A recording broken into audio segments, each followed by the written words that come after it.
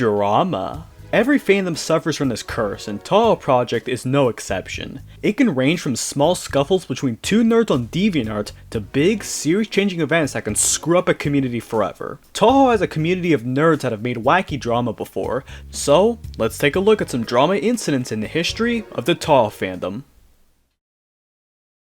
Likely among the scariest times to be a Touhou fan was in May 2022, where the Yukkuri copyright incident occurred. Yukkuris are strange, disfigured heads that came from 2chain memes in the 2000s. In the West, most of us see Yukkuris as that one weird thing your problematic friend is into, but in Japan, these things are big. You can search up any video on Japanese YouTube and chances are, you will find a Yukkuri head in the corner with text-to-speech audio. It's really that big. And the true magic is, you can use the heads of the Touhou characters without many repercussions due to Zun's lax copyright guidelines. Of course, someone thought it was a smart idea to profit from the subgenre. Fair enough, though the way he did it was absolutely wild.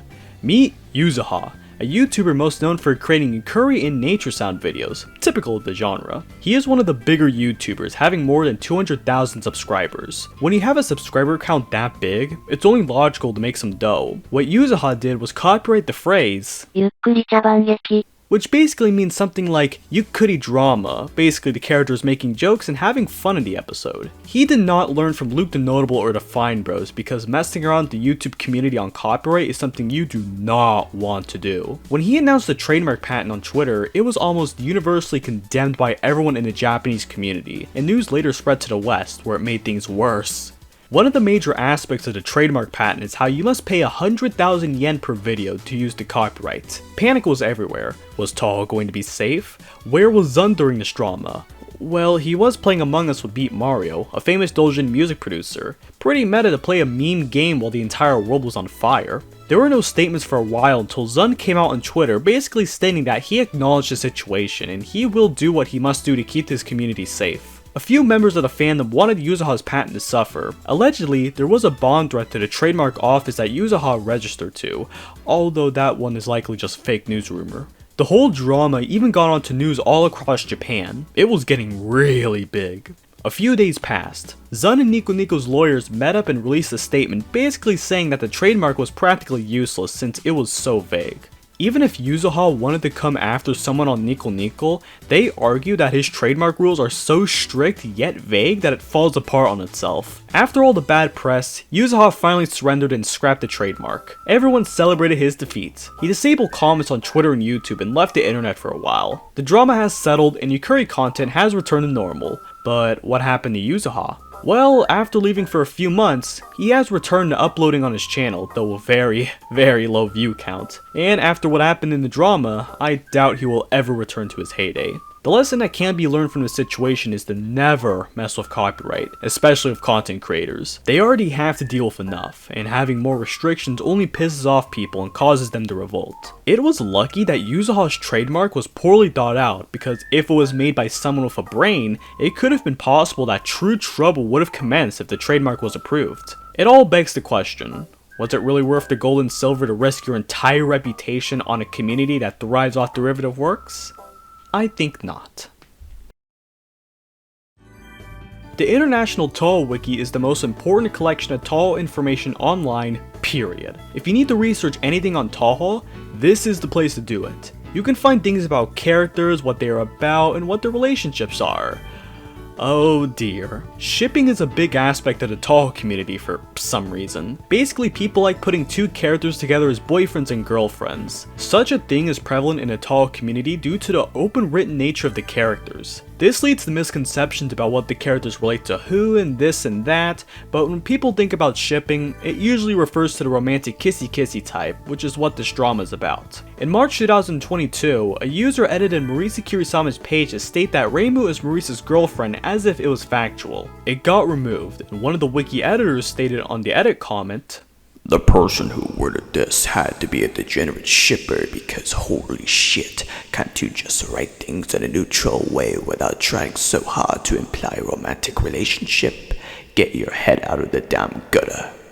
The situation eventually got onto Twitter, and all hell broke loose. It was a war between two groups, the shippers and the wiki defenders. The shippers' claim is that the wiki unfairly took down the edit based on homophobia, and that the editor that made the choice was a problematic bad dude. Another piece of evidence is that in the official Discord server for the wiki, one of the admins stated that they are little girls.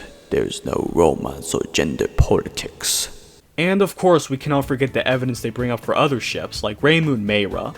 However, the editors and defenders state that the wiki removed the edit to keep the Touhouwiki as unbiased as possible, a tradition for many Wikipedias. Another piece of evidence is in an interview with John Sapaniak in 2014 that Zun did, where he stated that he did not care for amorous themes between characters, though critics say that he was talking about really R18 stuff, like the stuff that you would find on the first page of Danboru. Plus, they defend the stance that no ships are confirmed until Zun said so. A tall YouTuber got banned from the wiki Discord because he called out the editor, though critics say that he was not being polite in chat. The drama grew so big that there was even a DMCA takedown linked to them from another website, but more on that drama later. At least one person proposed that another wiki be created to make a more accurate Wikipedia for Touhou, though nothing came from it. However, after a few days, the drama just kind of fizzled out and nothing of note was solved nor changed. The shippers went back to doing their own thing on Tumblr, and the wiki admins and editors went back to discuss things at the metaphorical roundtable. They might have changed regulations or something, but nothing too notable from what I hear. At the end of the day, I saw this situation as two groups of nerds fighting over something that really did not matter.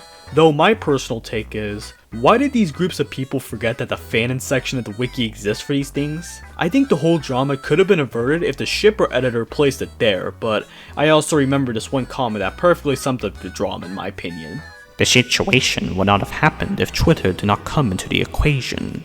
However, I may be wrong on this nothing sandwich, so if you have something to add here, please tell me. I would love to know your take on this incident because totally it will go down civil in the comments section. Started in 2016, MoriaShrine.org is a website where you can download games, music, and participate on a forum with fellow Touhou fans. For the longest time, this was a main hub for new and old Touhou players to obtain the games since it was the easiest place to get them for newcomers, and it came with patches that allowed them to be played on modern computers with ease. And in English. Heck, this is the site where I got the games that made me fall in love with the series as a kid. Of course, there was one problem that pissed off Zun. It was technically a piracy website. Piracy is one of those things that you will adamantly defend or strongly disagree with. And Zun is one of those people who falls somewhere in the middle. In an interview from 2009 with a fan named Kairu, Zun's stance on piracy was he was not too keen on it, but he just did not care to pursue action against the pirates. At the time, piracy was the most convenient way to get Touhou games since to get them legally, you must find a vendor in Japan, order them from a proxy, and pray that shipping prices are only 3 times the price of the game. Years passed and Touhou fell and grew in popularity. In 2017, Hidden Star and Four Seasons became the first Touhou game to be released on Steam, which opened the possibility that all future and past games will appear there. But still, the piracy sites, main one being MoriaShrine.org, persisted through this time. A growing number of fans started to condemn the site since they believe they are immoral. However, pirates believed that Zun's pricing for the games was way too much, and seeing as Moria Shrine was the most convenient way to download the games, plus not regarding how the older games from Steam have problems running on modern Windows, they stuck to their word and stayed with Moria Shrine. However, Judgment Day occurred. On March 27th, Nitorium, owner of the website, received a DMCA complaint from Cloudflare regarding the official games. For the time being, the downloads had to be taken down. March 29th, another email came, with the only difference being that the copyright complaint was from Fumio Oyamada, one of Zun's lawyers. This was big, as the previous email was from an anonymous person. The community was in shock as nothing like this had been seen before. Some believed that the takedown was a troll from the Touhouwiki as a sort of revenge on the community, but this is likely only coincidence, as the only similarities was that the drama took place between the same days. Nitorium emailed to see if it was actually a troll or Zun himself that sent the takedown. March 30th, Zun confirmed in his email that the takedown was from him and his lawyers. He felt glad that they introduced Touhou to the outside world, but did not agree with the pirated data on the website, so he ordered the data to be removed at once, and Moria Shrine accepted. There was doubt if Moria Shrine could survive this takedown. Could a DMCA of its fan games put the site in jeopardy once again? What will happen to the preservation of the game's data? Will this happen to other sites like doujinstyle.com? Well, nothing much. Nitorium, in his addendum post, stated that the site will not go down, will be moved to another country where DMCA laws are laxer, and that they will find a way to indirectly host the game so an incident like this will not happen. After the drama subsided, it took a few months for the games to return via torrenting files. Even after these months, the community is still divided on if this was a good thing or not. Most agreed that the DMCA was a good thing, saying that Zund can finally get the support from the Western community, legally. However, most universally condemned the takedown of the first 5 Touhou games. You see, the PC98 era consists of the first 5 games, and they are likely to never be resold due to their extreme age, likely loss to source code, and stolen assets. The takedown of abandonware made lots angry, as it is something a big company would do to an old ROM site, not indie dev Zund. Then there also comes the problem of Steam releases not changing for the modern Windows versions. No language patches, the same glitches and bugs since launch, and being $15 for games that are more than a decade old. The community has mostly agreed that the DMCA wasn't that positive for the series, as it will direct players to the Steam pages for the games, directly supporting Zund in the process. In recent years, Touhou has had a launch into the mobile gaming scene with games like Lostword and Danmaku Kagura. Due to the open nature of Zund's IP, fan games can be created and sold with ease, but that does not stop bad actors from taking advantage of Zund's kindness. Case in point, Touhou Arcadia Record. Developed by K-Lab and Damo Games, it is a side-scrolling shoot-'em-up game taking place in the world of Touhou. It was announced in March 2022 to a warm reception, but under the hood, there was a massive problem. In the gacha game scene, K-Lab is known for plagiarizing character designs and their ideas from Azure Lane, Grand Blue Fantasy, and even Touhou itself. So, seeing that they were developing this game was a massive red flag. Arcadia Record was already stolen from another Chinese gacha, basically reskinning the game with Touhou girls. When the game gradually released in China in the East, it was condemned not only because the game is essentially a stolen product, but because the gameplay was rather lame, at least from what I hear. After that zeitgeist, the hatred went on to go poop on someone else, but that still does not deny the actions that Arcadia Record and K-Lab are doing, since they are still stealing art even months after the launch of the game. Speaking of gacha games, Touhou Lostword is known for being a controversial game in the Touhou community, but the drama that is most worth talking about is the Discord server incident. The game has an official server on Discord, among the biggest on the platform for Touhou. Seeing as it comes from Discord, a big server and likely having tons of kids on it, there is no doubt that drama would occur on it. Back when Touhou Lostword was in its early days of releasing in the West, a Discord server was created to build and have relations with the community of players. In those times, there was a channel for the Japanese version of the game, which is many updates ahead and has a lot of spoilers. Behind the scenes, there is alleged shady activity that was brought forward by an ex-staff member of the Lostword subreddit team, Darkslayer415. He made a Reddit post regarding the incident back in late 2021. TLDR, the JP veterans in the Discord mods of the game were disrespected by the new Lostword global mods. 2 people, Rumia and Alex Izayoi, shared their incidents, which did not paint a good picture of the new mods. The mods were allegedly silencing criticism of banner bait, banning anyone who says the word rice fields, removing and replacing the Lostword Japan channel, and especially the spam-like release of Ultra Festival friends in the game, which people have recommended the admins to stop.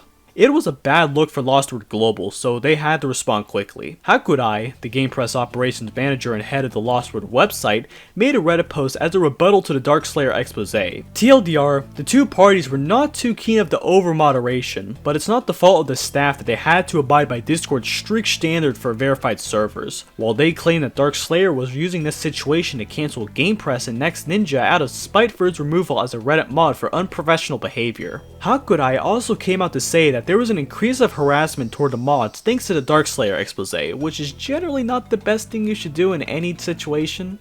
Both sides put out long Google documents responding to the incident, but the drama basically fizzled out from there. Lostword was already problematic in the eyes of the general Touhou community, so seeing drama relating to the staff of the server did not leave good taste in people's mouths. However, to play in the staff's defense, it's not their fault they must abide by Discord's really strict verified server rules. Like, if you sneeze the wrong way, they can and will strip your server's verification status. The drama goes deeper than I want to explain in this section of the video, so I recommend you go read the document responses and make an opinion from there. During Undertale's reign on the world in 2016, many drew similarities between it and Touhou Project, a game series with lovable characters, fantastic music, and bullet hell elements. Both communities have fans that are extremely passionate, overly defensive, and terminally online, so when a slight disagreement happens on Tumblr, war broke out. It's hard to trace back where the conflict initially started, but I believe the first big battle stemmed from JZ Boy's Touhou vs Undertale series. In Sukiya vs Frisk, Sukiya wins decisively against their enemy, and the Undertale 12-year-old fans attacked in the comment section. Of course, the next course of action was for them to make memes and criticism videos of Touhou. Literally, Touhou is such a shitty series about girls and bad stories. Why do people like this cringe series? The whole arguments between the two fandoms essentially devolved into which character is more powerful, why the Undertale community is like the FNAF community, ew, and how come the Touhou games are harder than Undertale, therefore better. They were petty arguments at the end of the day, but for terminally online internet users, when someone criticizes your favorite series, the defensive neuron activates. However, most of the drama did come from the bad apples, and most Undertale and Touhou fans get along pretty well. The drama fizzled out sometime around 2018 and 2019 when those kids learned to grow the hell up. Nowadays, when people bring up the war, it's usually in an ironic sense or with deep embarrassment from the participants. Now here's a fun fact. Toby Fox and Zun are actually friends. They have met before, and even with Toby, he lists Zun as one of his inspirations for making music back in the day. Zun is known for being a laid-back guy who people like meat writing for some reason. There is a small section of the community that opposes Zun's newer releases for mostly petty reasons. The songs suck, the characters suck, the games suck, very petty, very boring reasons. However, probably the most controversial Touhou releases with merit was either 10 Desires, Violet Detector, or 100th Black Market. Starting off with 10 Desires, it released in 2011 during the second Windows era. At this point in history, Touhou was nearing its first peak in popularity. The success of Mountain of Fave, Subterranean Animism, and Undefined Fantastic Object was fresh in people's minds with crazy characters, difficulty, and memes. 10 Desires was anticipated as the previous main series game was in 2009, and in between were 3 sideline games that most just forget about. The release came to that year's Comic-Con to a warm reception, but the hardcore members had a major problem. The game was pretty easy. At the time, the previous 3 Touhou games were increasing in difficulty. Even to this day, Subterranean Animism and UFO are still referred to as the hardest in the franchise, so going to 10 Desires, among the easiest in the series, was pretty jarring. The patterns were easy, and the trance mechanic is rather forgiving where you get it upon death as well as through regular play, though a counterpoint was resources being very difficult to get without good memorization on where to pop a trance. Another point 10 Desires critics like to bring up is the music being mid. I kinda agree and disagree on this one. From the previous game, I'd say it was the last one to have the traditional Zun instrument style that fans came to love, whereas 10 Desires used more softer instruments. I personally think some of the songs in this game were very bland for Zun standards. However, if you use trance mode, you will hear a more stripped down version of the song, which honestly sounds better than the regular ones. At the end of the day, 10 Desires was a game made to be easy. Zun wanted people to actually enjoy playing his games, so making it more relaxed than the previous entries might be a smart move in his eyes. Going forward in time to 2018, Hidden Star in 4 Seasons was their latest release, and as precedent has shown, the next game was said to be a sideline, but what will it be? In July, Zun announced a new game on his Twitter featuring Simarenko Usami in a photo game-like setting, Violet Detector. It was a photo danmaku game akin to Shoot the Bullet where you play on various stages with certain spell cards, taking pictures of them and not dying. It's a fun experience that skilled Touhou gamers loved, and seeing the announcement was exciting since the last photo game was in 2010 with double spoiler. A month later in August, Violet Detector released and the game was not that good.